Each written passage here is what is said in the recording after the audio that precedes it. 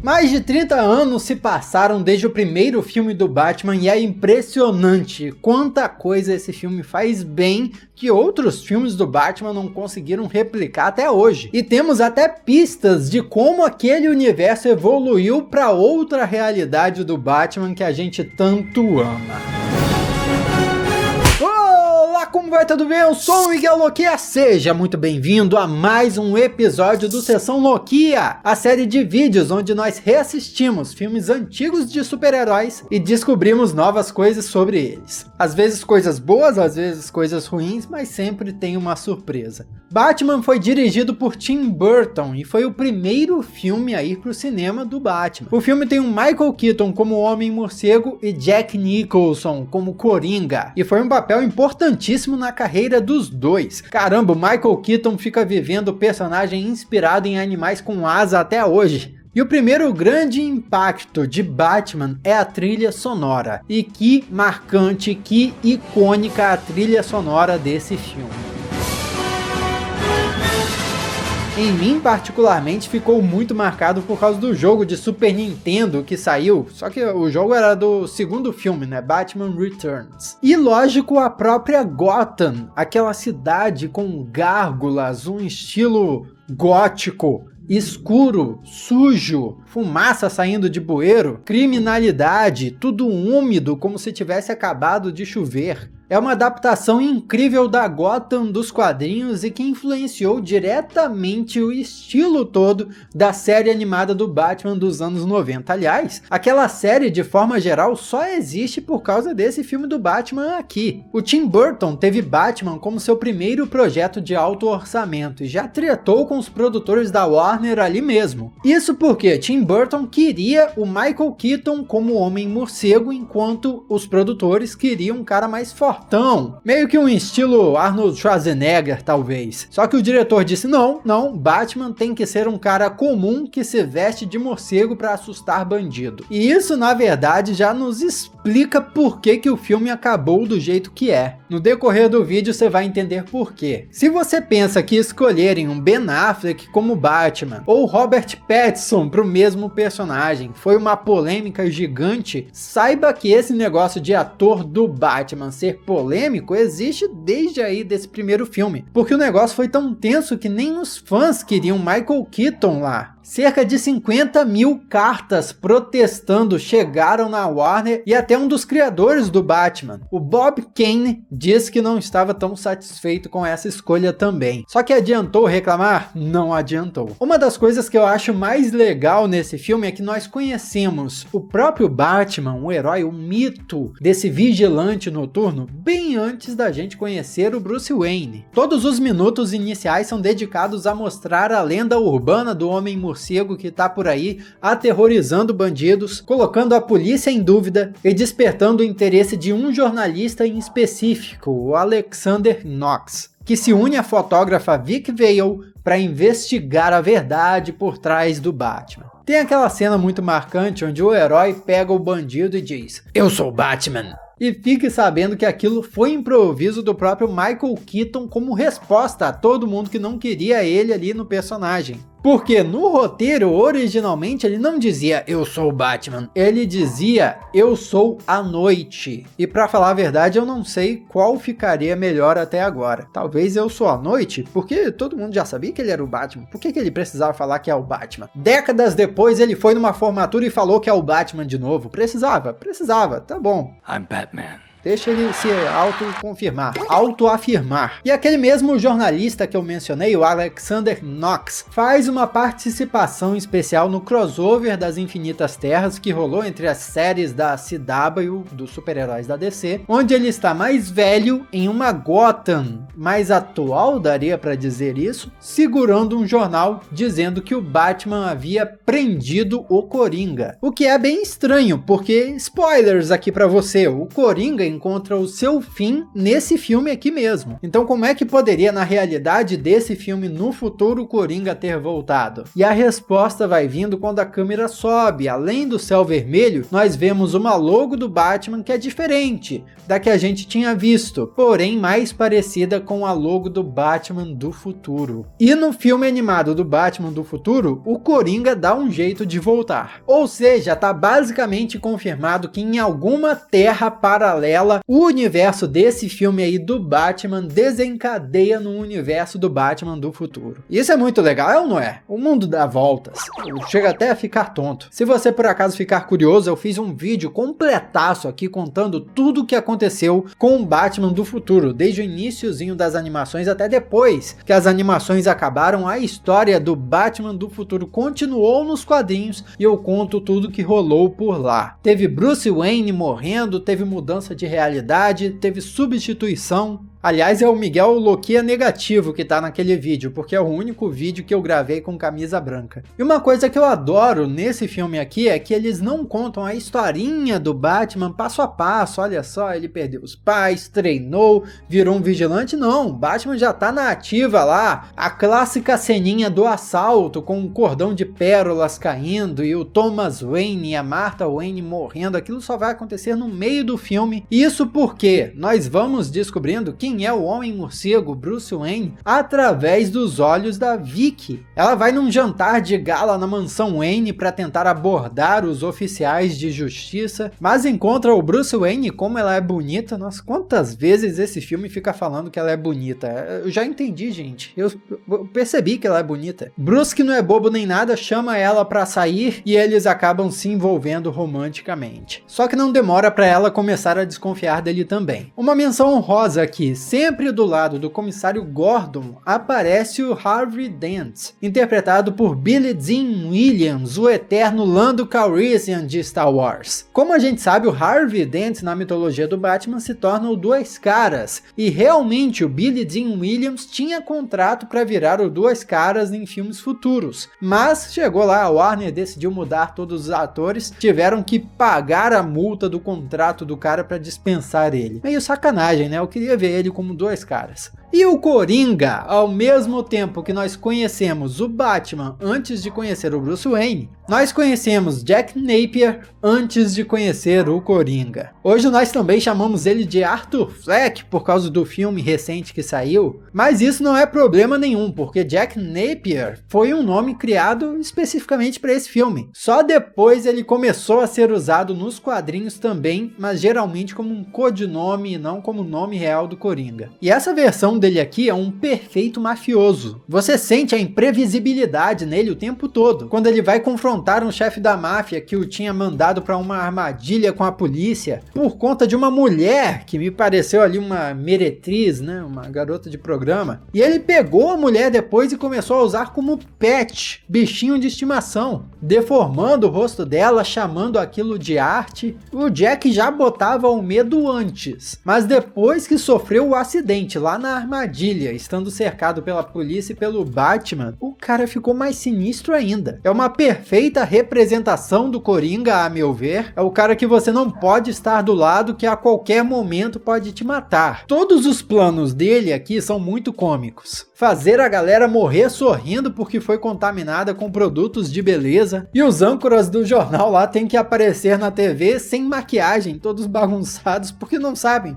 o que vai contaminar eles. Cara, é muito bom. E é pesquisando os arquivos do Jack Napier que o Bruce Wayne descobre as aptidões do cara em química, ciências e artes, o que o leva a desvendar o mistério e divulgar para as autoridades. E o Coringa invadindo o museu é muito engraçado até hoje, ainda mais porque é uma música que era para ser descolada, mas é mega datada, inclusive foi feita pelo Prince, grande astro aí dos anos 80.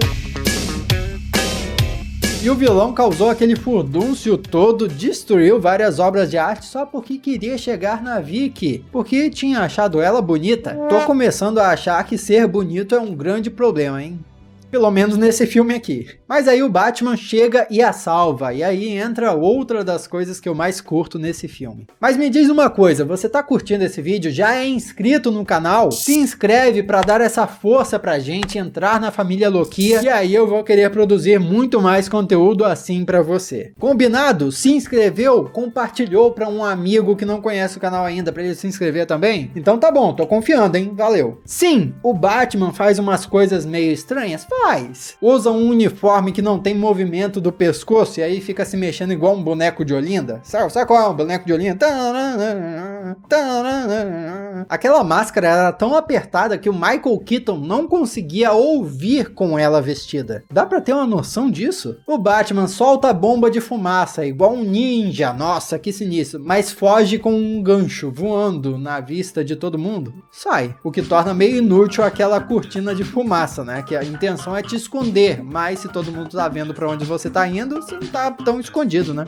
O Bruce Wayne, depois de dormir, fica pendurado de cabeça pra baixo, igual um lelé da cuca. Fica, e isso foi uma ideia do próprio Michael Keaton também. Exatamente pra mostrar que o Bruce também é meio pra lá da batatinha. Pra lá da batatinha não existe. Tinha problemas. Se eu fosse a Vicky naquela situação ali, saía correndo. Mas ele tem os equipamentos, ele tem o Batmóvel, ele tem o Bate-Jatinho, que é equipado com uma bate-tesoura gigante capaz de cortar os fios, as cordas dos balões do Coringa. E não precisa explicar nada disso, o cara é rico, é excêntrico, pronto. Eu não tô sendo irônico aqui, eu tô falando a verdade, eu realmente gosto disso. Daí é o Batman, ele pode ter um monte de coisa, pronto. E se você tá pensando aí, nossa, é tanta coisa que o Michael Keaton fez pelo Batman, né? Sim. Outra coisa que ele fez também foi alterar o tom de voz enquanto tá interpretando o Homem-Morcego. Isso inclusive foi usado por todas as outras encarnações do Batman no cinema e nos jogos também. Então fique claro que isso não foi inventado pelo Christian Bale na trilogia do Christopher Nolan. E outra, ele não é aquele Batman mega estrategista preparado para tudo que a gente está acostumado hoje em dia. O Alfred tem que ficar lembrando ele das coisas o tempo todo, ele parece muito distraído até, e também não tem o mesmo senso de justiça, aquele de punir os bandidos mas não matar, coisa que o Batman classicamente tem. Aqui nós vemos um morcegão que mata, mas mata com vontade, mata tanto quanto o Batman do Ben Affleck em Batman vs Superman. A grande diferença é que as mortes não são tão explícitas, por isso eu acho que as pessoas não reclamam tanto, ou reclamaram na época, mas não tinha internet. Pode ser também. Como eu falei, a gente conhece o passado do Bruce Wayne através dos olhos da Vicky, e por isso a gente não entende tão bem qual é a dele. Pelo que a gente vê nesse filme, ele é só mais um maluco que quer justiça. O próprio Tim Burton falou que o filme é isso pra ele, um embate entre duas pessoas meio lelé da cuca, Coringa e Homem-Morcego. Claro que ele não falou nessas palavras, mas você entendeu. A minha interpretação é que esse é um Batman de transição, entre aquele Batman galhofa que tinha na TV dos anos 60, pro Batman mais sombrio que a gente tá acostumado hoje. Transição, claro, pro público geral, porque nos quadrinhos ele já estava sendo mais sombrio há algum tempo. E uma das formas que o Tim Burton encontrou para mostrar essa mudança nele foi colocando o cara para pôr medo nos outros, para matar uma galera. Tim Burton inclusive falou que a grande inspiração dele dos quadrinhos foi Batman: A Piada Mortal, que tinha saído um ano antes. Inclusive confessando que nunca foi muito fã dos quadrinhos porque não conseguia ler direito, talvez por um problema de dislexia, ele disse. E o Piada Mortal foi tão importante por ser o primeiro que ele conseguiu ler direitinho, foi o quadrinho favorito dele. O primeiro que ele leu e o que se tornou favorito. Não vou julgar aqui, entendeu? Mas as ideias dele foram aceitas para adaptação exatamente porque esse quadrinho, A Piada Mortal, tinha sido um grande sucesso. A Vicky descobre que o Bruce Wayne é o Batman, o Alfred já estava querendo juntar os dois e o próprio Bruce Wayne estava tentando confessar a sua identidade secreta para ela porque ele estava apaixonado, sem nenhum outro motivo na verdade. Eu tô dizendo que é quase como se ele fosse um lelé da cuca nesse filme. E o Coringa coloca em prática seu plano vilanesco gigantesco de distribuir 20 milhões de dólares nas ruas. Claro que isso é só uma desculpa para matar um monte de gente inocente e atrair o Batman. E para completar, o Bruce Wayne descobre que foi o Jack Napier que matou seus pais, tornando isso uma história de vingança, e tudo isso vem se concluir num final onde inclusive o Coringa consegue raptar a donzela. Mas o ponto alto disso tudo não é nem isso aí. O ponto alto é quando o Batman vem com seu bate-jatinho, mira no Coringa, aperta o gatilho, solta um monte de tiro, não acerta nenhum. Mas o Coringa tira um revólver com um canão gigante, mira na aeronave, atira e a derruba.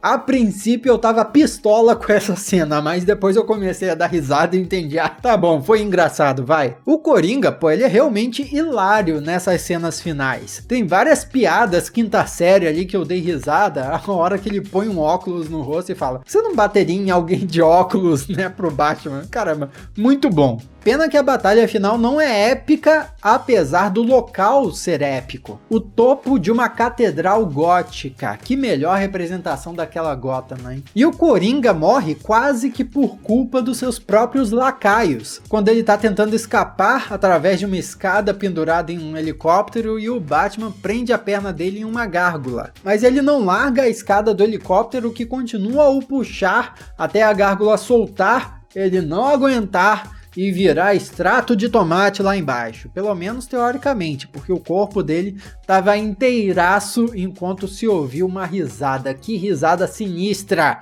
que vinha de um saco de riso.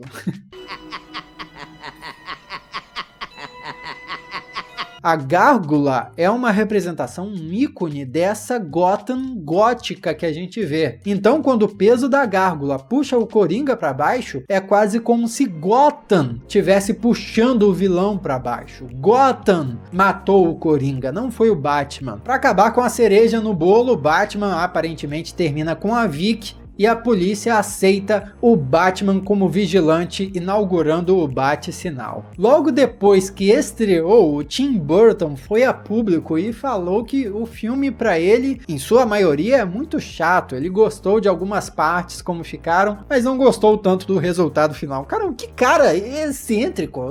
Não vou falar desse maluco, desse Tim Burton, não. Será que ele fica de cabeça para baixo em casa igual o Bruce Wayne? O filme fez tanto dinheiro que foi o top 1 de bilheteria daquele ano, e isso garantiu uma sequência mesmo com as tretas do Tim Burton. Para mim, o filme ainda continua muito divertido, mais divertido do que eu lembrava, mas com vários problemas também, que se você olhar com um jeitinho, esses erros também podem virar motivo para risada, e isso aí que é o mais importante. Batman foi tão marcante que em 2020 levantam a possibilidade do Michael Keaton voltar, ressuscitando esse universo como Batman velho. Coisa que inclusive eu já expliquei em um outro vídeo e gostaria muito de ver. Aqui do lado tem outro Sessão Loquia para você conferir. Muito obrigado pela sua companhia até aqui. Eu sou o Miguel Loquia e a gente se vê na próxima.